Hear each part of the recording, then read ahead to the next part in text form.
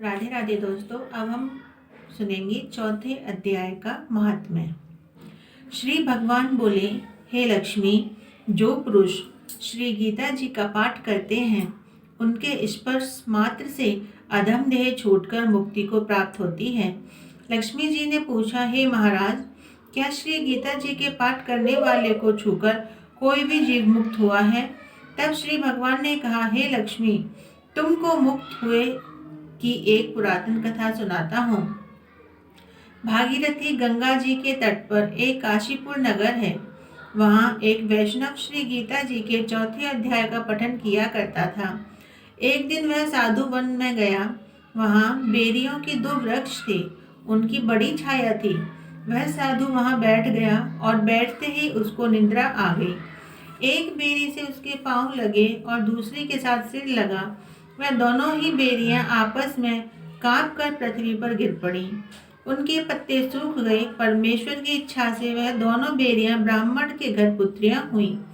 हे लक्ष्मी, बड़े उग्र पुण्यों के करने से मनुष्य देह मिलती है।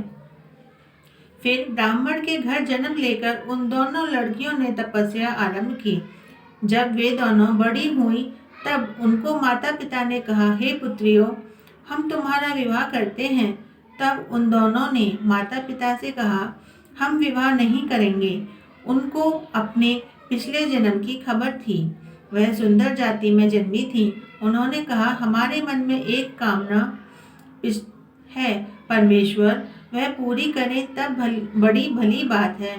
उनके मन में यही था कि वह साधु जिसके स्पर्श करने से हमारी अधम देह छूटकर यह देह मिली है, वह मिले तब बहुत भला है। इतना विचार कर दोनों लड़कियों ने माता पिता से तीर्थ यात्रा करने की आज्ञा मांगी।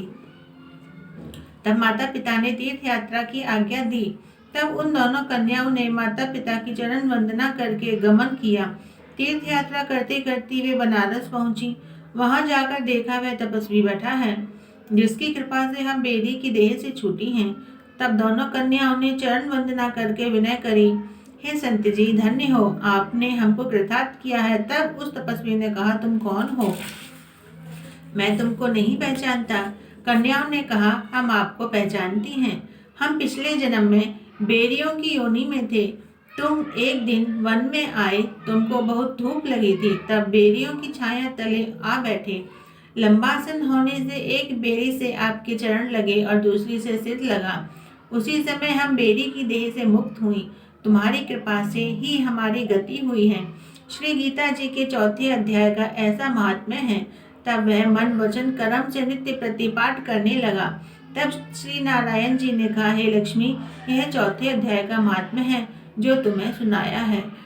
राधे राधे।